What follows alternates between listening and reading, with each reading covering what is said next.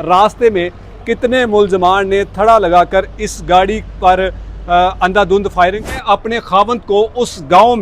उस गांव के कब्रिस्तान में हरगिज़ दफन नहीं करूंगी। इलाके को जो नो गो एरिया बन चुका है, जिसके बारे में ये बताया जाता है कि पुलिस इस इलाके में जाते हुए घबराती है। मुकदमा 6 नामजद मुलजमान के साथ 6 नामलूम मुलजमान के खिलाफ जो है वो दर्ज किया जाता है। वो अपनी जान बचाते हुए जख्मी हालत में तकरीबन 100 से 150 मीटर के फासले तक भाग कर जाते हैं। मुलजमान का ये मकसद था कि इस वाक़े में कोई चश्मदीद गवाह ना हो। अस्सलाम वालेकुम नाज़रीन, मैं हूँ एडी मलिक और गुज़श्ता रोज़ दोपहर 3 बजे एडवोकेट सुप्रीम कोर्ट लतीफ़ सराह अपने एसोसिएट के हमरा अपने आबाई गाँव नंगल सादा जा रहे थे कि रास्ते में थड़ा लगाए 6 मुलजमान ने उनकी गाड़ी पर अंधाधुंध फायरिंग की और इस फायरिंग की जद में आकर एडवोकेट लतीफ़ सराह और उनके साथी राना सुफियान जो है वो ज़िंदगी की बाजी हार चुके हैं। इस केस में क्या अब तक अपडेट हुई है, वो गाड़ी के मनाज़र हम आपको दिखाएंगे। थाना सदर मुरीदके में इस वक्त वो गाड़ी मौजूद है। उस गाड़ी के आपको मनाज़र दिखाते हैं कि गाड़ी पर किस कदर गोलियों के निशानात हैं और कैसे मुलजमान ने इनकी निशानदही करके इन दोनों अफराद को मौत के घाट उतारा है। तो गाड़ी के मनाज़र आपको दिखाते हैं अंदर चल के। नाज़रीन, ये वो करोला 2013 मॉडल गाड़ी है जिस गाड़ी का नंबर LEA 1221।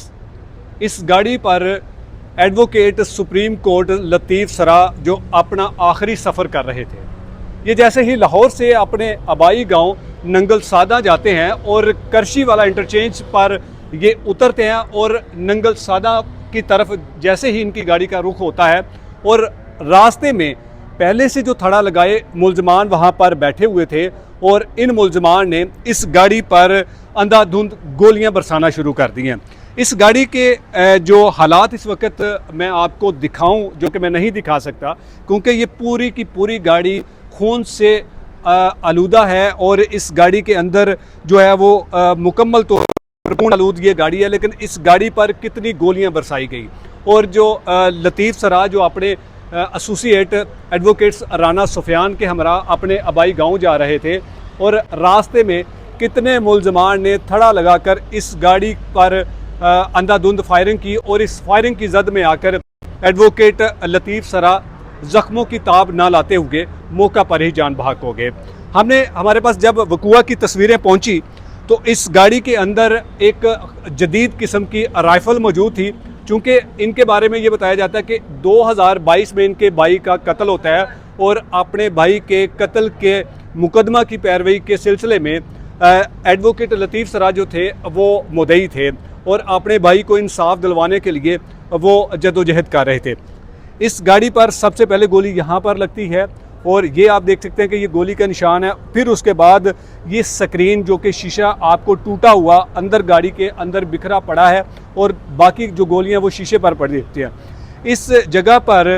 जो एडवोकेट लतीफ़ सराह साहब हैं मकतूल, वो यहाँ पर बैठे होते हैं और उनको सीधा उनके सर पर गोलियाँ मारी जाती हैं। जहाँ से मुलजमान का ये मकसद था कि जब हम सर पे गोली मारेंगे तो किसी सूरत भी जो है हमारा जो मकसद है या हमारा जो टारगेट है वो जो है वो जूल नहीं खाएगा। उसके बाद दूसरी गोली आप ये देख सकते हैं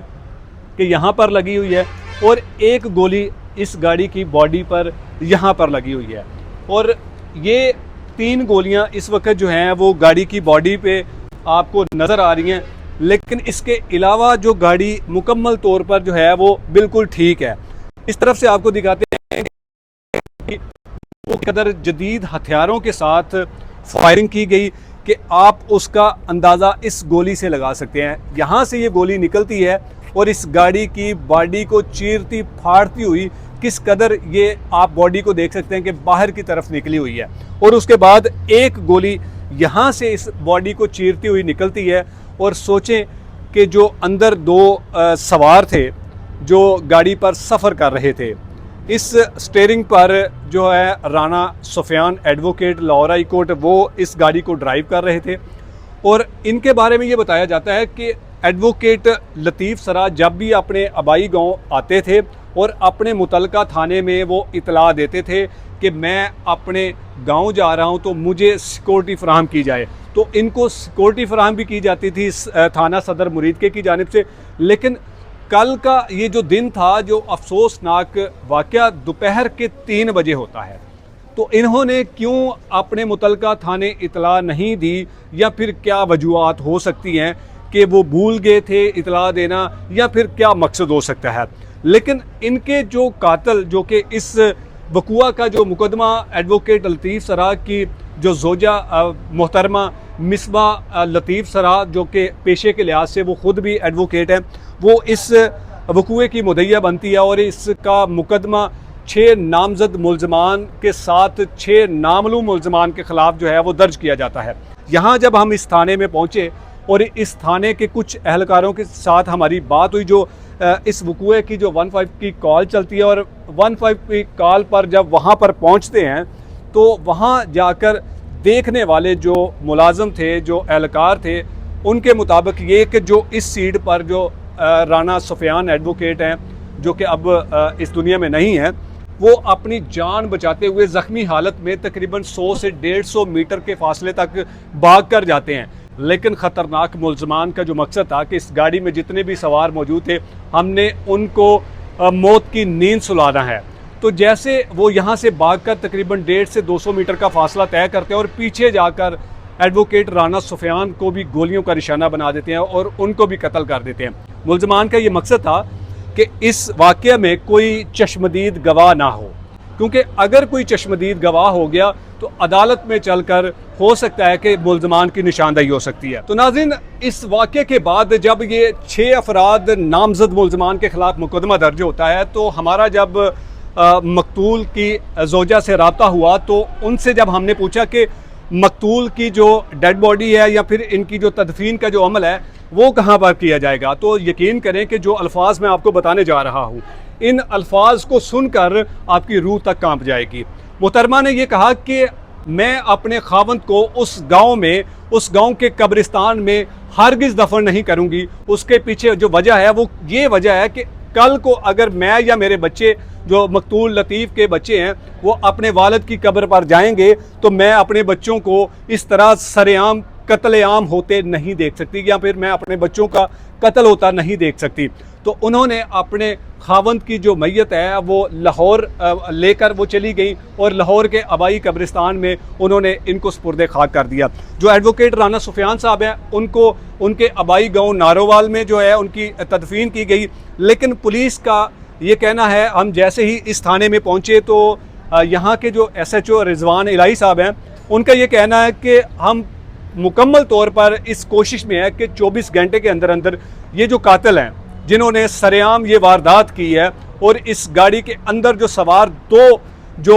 पेशे के लिहाज से जो वकील थे, और वकील का काम होता है इंसाफ फराहम करना, लेकिन ये बदकिस्मत वो वकील था जो अपने 3 साल पहले कत्ल होने वाले भाई को इंसाफ के लिए खुद इंसाफ का मुंतज़र हो गया और बेदर्दी से ये सरेआम अपनी गाड़ी में कत्ल हुआ। अब पुलिस का ये कहना है कि इस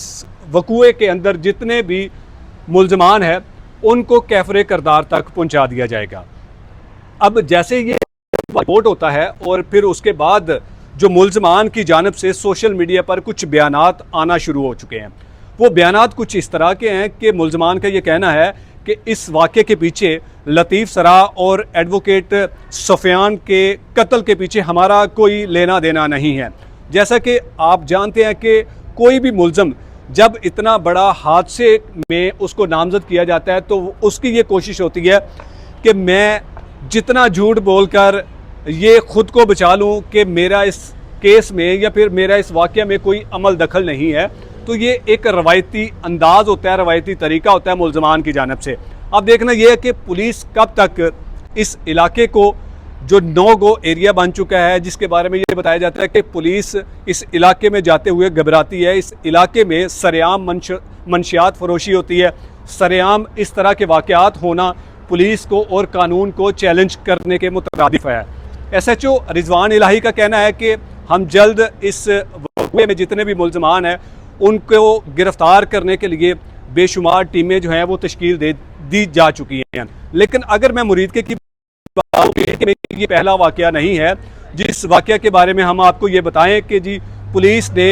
हर वाक़या के मुल्ज़मान को गिरफ़्तार किया और उनको उनके अंजाम तक पहुँचाया है। लेकिन इस तरह के सरेआम जो दिन दहाड़े कत्ल व गारत के जो वाक़यात हो रहे हैं, उसमें हमारे कानून नाफिज करने वाले अदारों की भी कोताही है कि वो उनकी कारकर्दगी का मुँह बोलता सबूत हैं।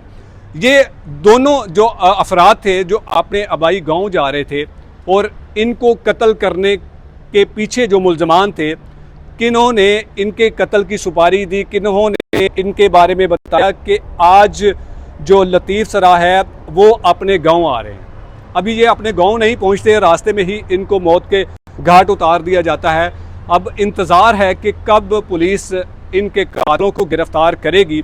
और इनको इंसाफ फराहम किया जाएगा, या फिर जिस तरह से लतीफ़ सरा अपने भाई को इंसाफ दिलाते दिलाते खुद कब्र में चला गया है। अब देखना यह है कि लतीफ़ सरा की बीवी कब तक अपने खावंद के इंसाफ के लिए दर बदर जलील ख्वार होती रहेगी, या फिर उसी इंसाफ की उम्मीद में उनके साथ क्या होगा।